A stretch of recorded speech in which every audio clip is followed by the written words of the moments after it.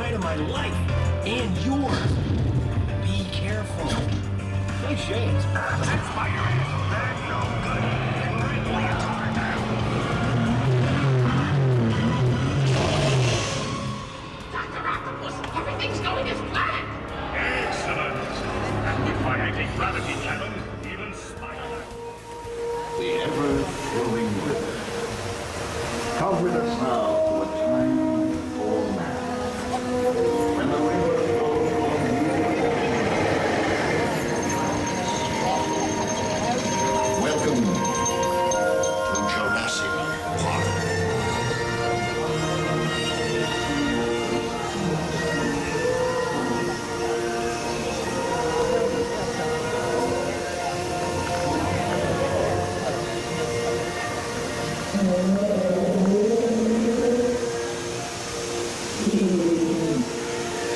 The ultrasounds in this river are the largest creatures ever to live on the earth.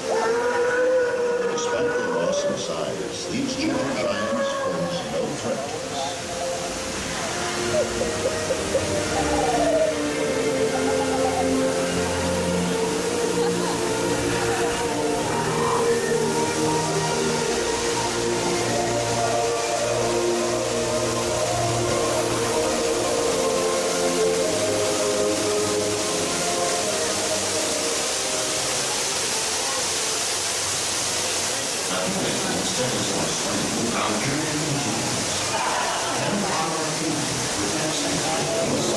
Savage predators of the period.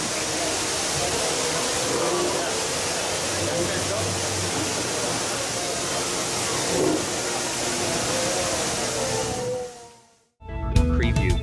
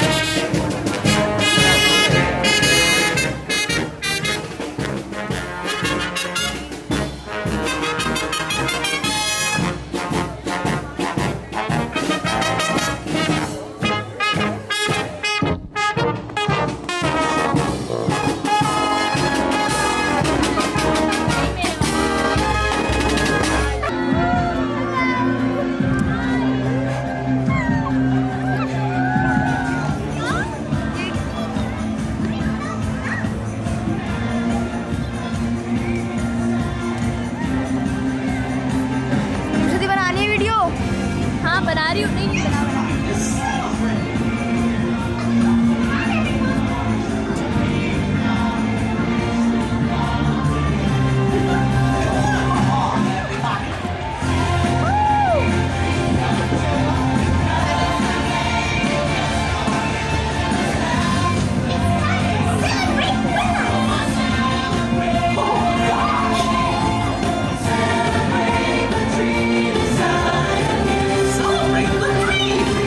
Just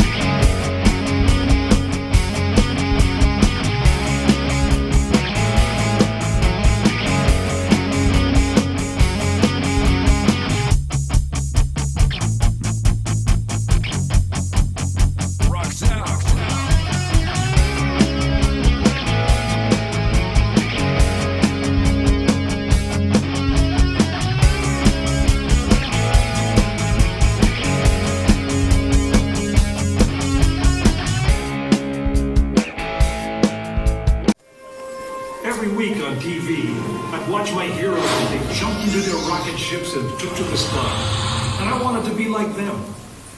They had courage, imagination, and no problem ever stood in their way for long. You know, in the end, when we actually did send men into space, it turned out that those were exactly the qualities it took. I'm John Hudson. This is Pad 39 of the Kennedy Space Center.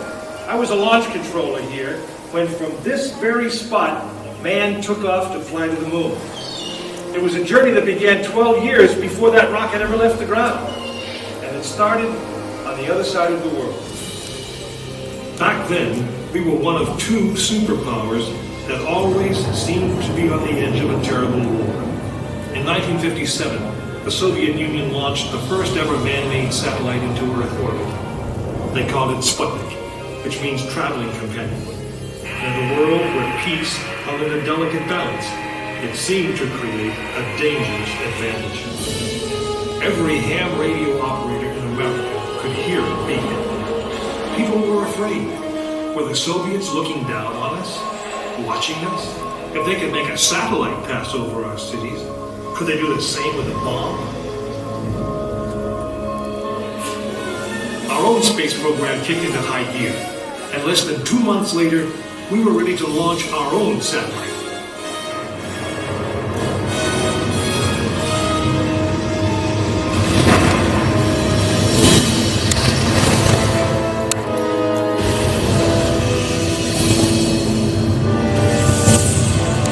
It was being called the space race, and we were running a distant second.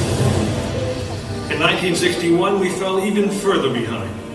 Soviet cosmonaut Yuri Gagarin became the first man into space, circling the world in just 89 minutes. We had our own astronauts, and they were eager and ready to take the big ride. But our manned space program couldn't seem to get off the ground.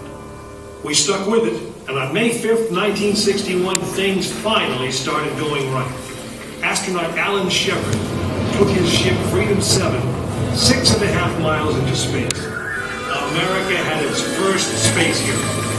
Just a few days later, our space program received a new challenge.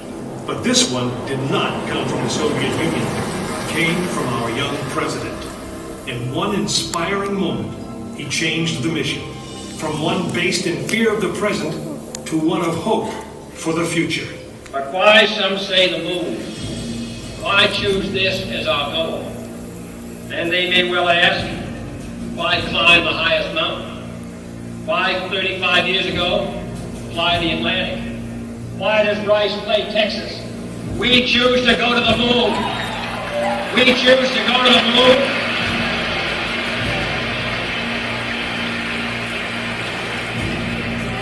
We choose to go to the moon in this decade and do the other thing. Not because they are easy, but about making that dream a reality. It would be the longest, most hazardous voyage that any man had dared to attempt. But step by step, mission by mission, we orbited the Earth, perfecting the skills and technologies we would need on this incredible journey. Our astronauts practiced maneuvering, docking, and the 1,000 other tasks that would comprise the moon mission. We created new alloys, lighter and stronger than anything seen before. We designed communication systems that would be reliable over the vast distances. And behind it all, we tried to perfect the rocket that would be powerful enough to punch out of Earth orbit and take us to the moon.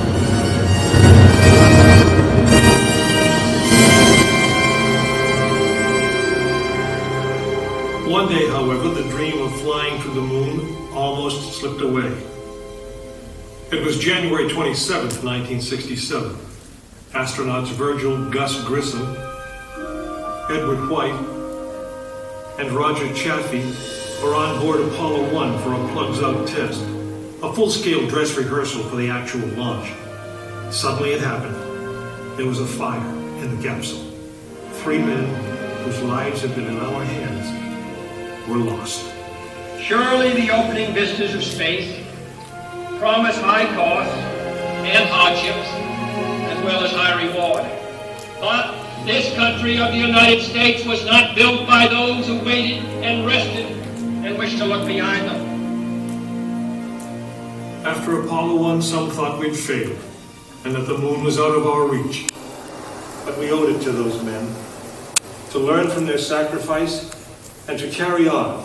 We started taking the Apollo vehicle apart, piece by piece.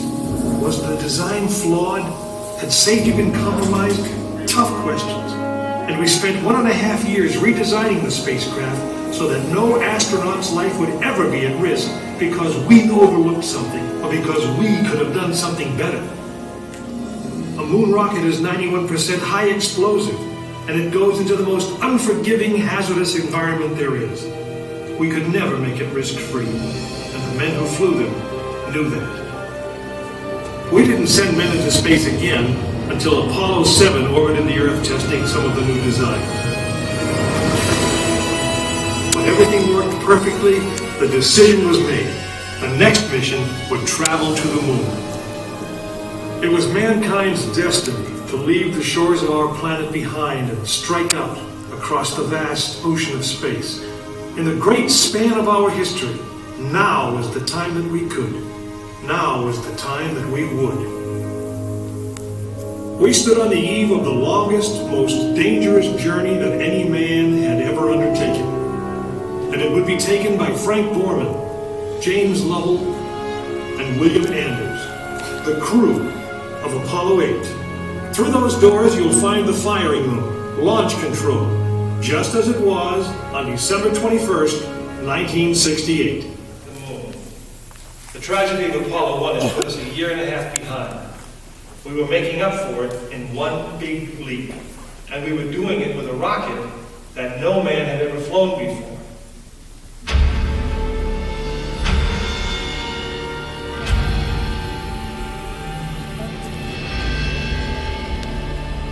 It was a few days before Christmas 1968 when Apollo 8 sat on the pad.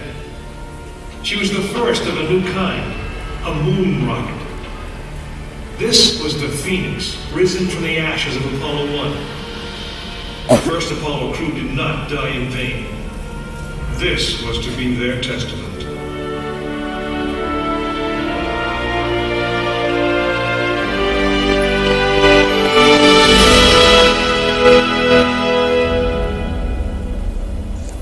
"36 stories high, she had been fully fueled throughout the night. The liquid oxygen in her tanks caused ice to form on the outside of the craft. The extreme temperature differences between the air and the sub-zero fuel caused the metal skin of the rocket to expand and contract. Everyone who was on the pad agreed. It was as though the rocket was alive, breathing, straining at the leash.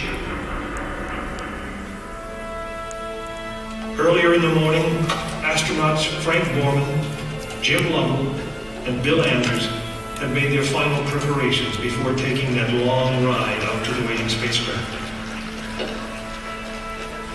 The minimum safe distance from Saturn V at liftoff was 3 miles.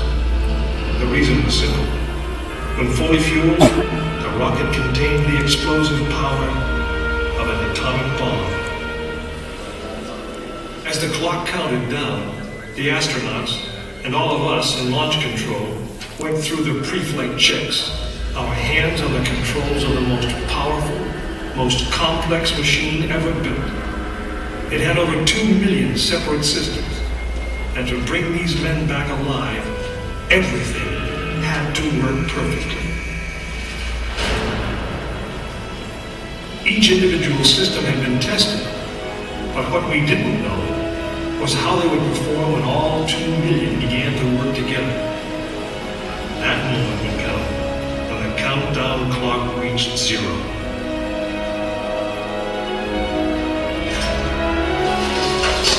If a maneuvering thruster failed, if communications broke down, if navigation was off by 1 degree, if any piece of the miles of wiring, circuits, relays, or valves was defective, Frank Borman, Jim Lovell, and Bill Anders would pay with their lives.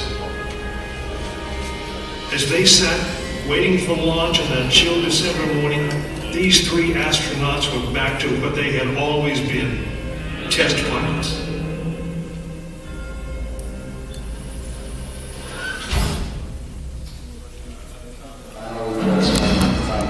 This time, final look at the socialist world of the spacecraft. 20 seconds on our steps. We are still in roll at this time.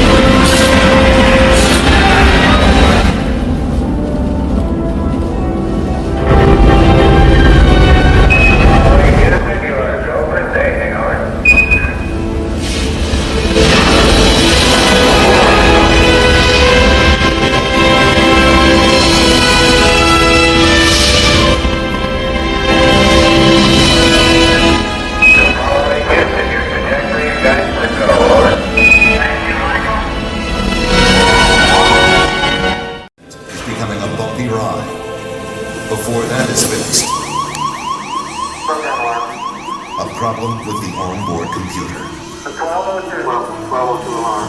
The astronauts have rehearsed for thousands of possible malfunctions, but not this one. It had been considered too unlikely.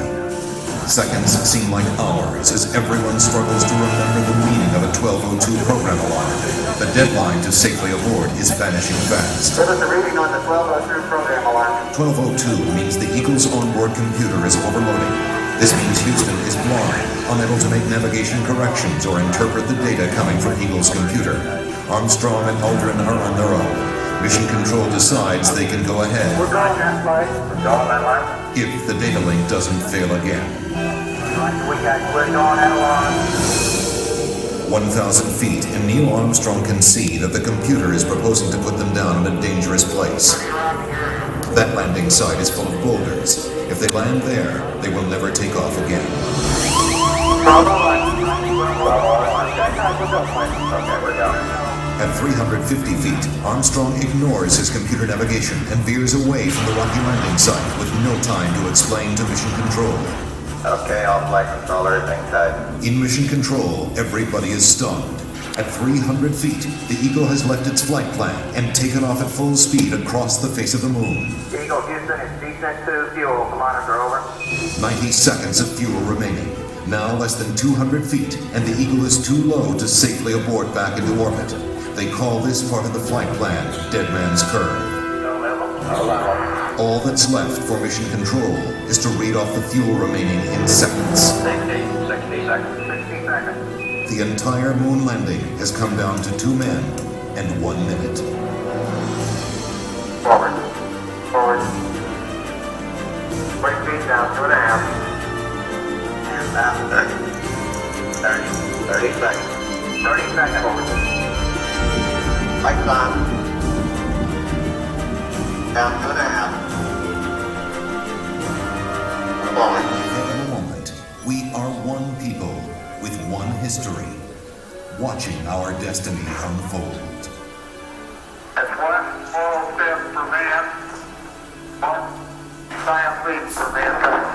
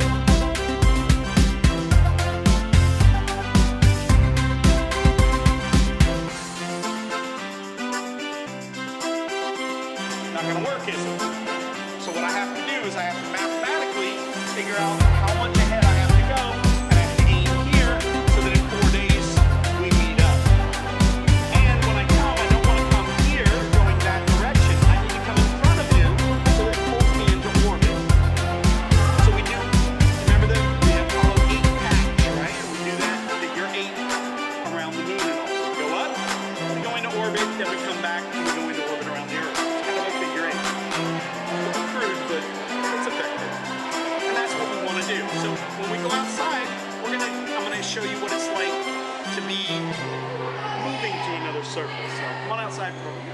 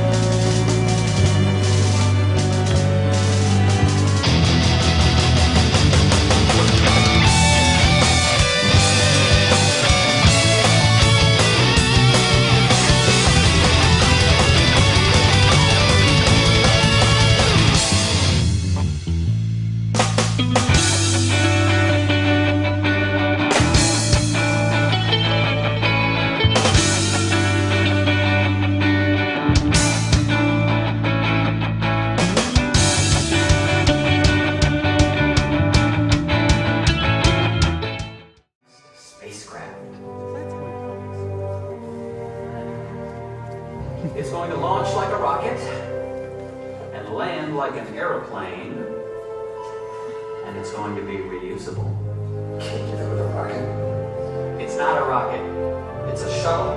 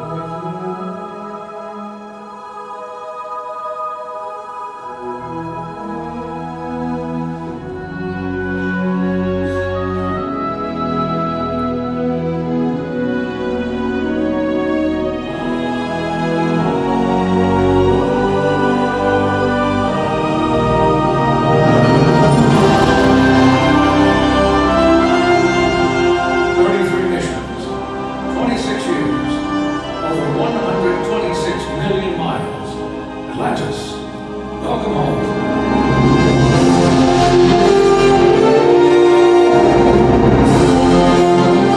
There it is.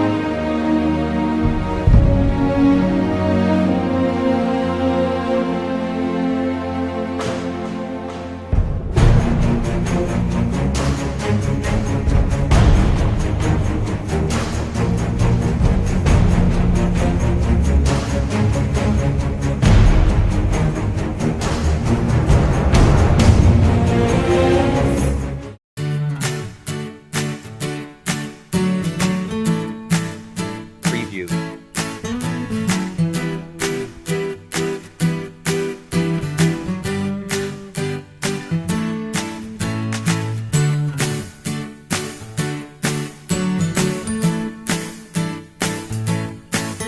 Preview. Preview.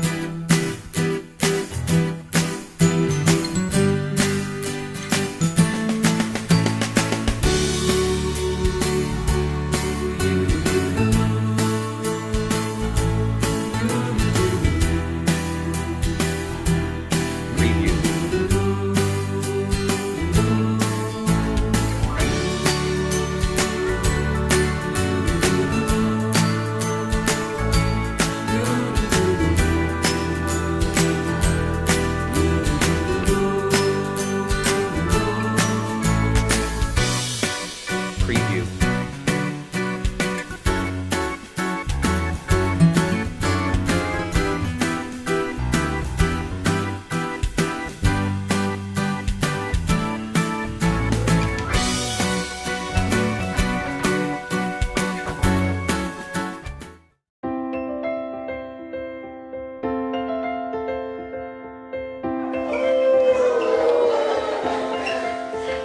Stretch to one side, and then the other side.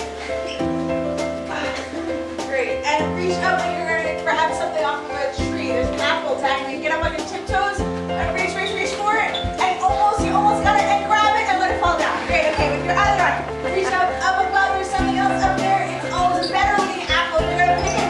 Ready? And count of 3, 1, 2, 3. You got it. Oh, it fall down. And this one, wait, if you just jump a little bit, you'll get it. So just jump it, grab it, and it falls down. Okay, great. Go with your other arm. Oh, there's a better one. Just up a little higher. Down to the left. Good. And down to the right. And down to the left. Okay, let's stretch all the way to the left side of your body. It's going to be the next side. Think of something you really want, something that will make you so your body. Nice to come in. Inside. Great. Roll your head around to the other shoulder. Think about something else that would be wonderful. Maybe a nice nap, maybe a swim in the swimming pool, maybe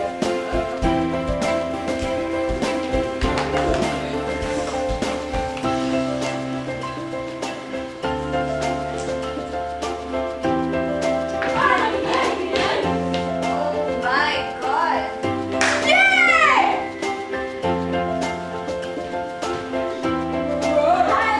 Oh. All right, great. Oh my God.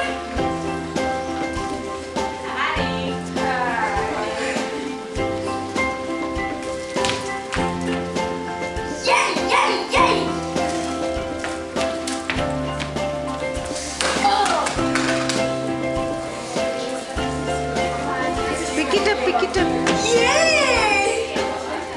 You.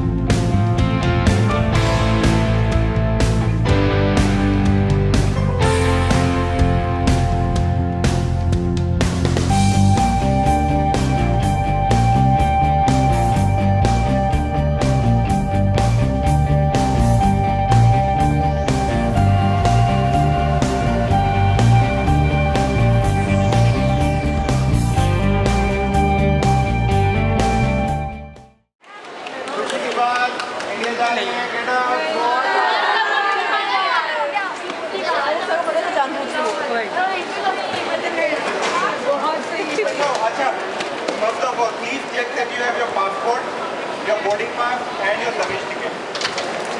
तीन चीजें check कर लो. Passport, boarding pass and luggage ticket. तीन चीजें check करनी है. You have to check 3 things: passport, boarding pass and luggage ticket. सबके पास है? Yes, sir. मेरे पास है? ठीक है. We'll be going through security now. Again, the same instructions. No liquids, no gel, no aerosol, no cream, nothing. ठीक है? Once we are through the security, हम अपने गेट पे जाके बैठ जाएंगे. Alright? उसके बाद सारा चार्ज टीचर के पास चला जाएगा. एक और इंस्ट्रक्शन है. Hopefully around 6:45 या 7 o'clock हम सबके पासपोर्ट की दोबारा चेकिंग होगी. Alright? यहाँ पे सिर्फ एक पासपोर्ट की दोबारा चेकिंग होती है. जो वहाँ पे एजेंट बैठे होते हैं, वहाँ पे एक लाइन बनेगी, आपको अपना पासपोर्ट लेके जाना है. They'll check. Basically they cross off you are leaving US. Alright? वो सबने करवानी है. सबसे पहले मैं करवाऊंगा, मैं तुम्हें बता दूंगा, तो वहीं पे लाइन पे लग के सब करवा लेना. And then you are free.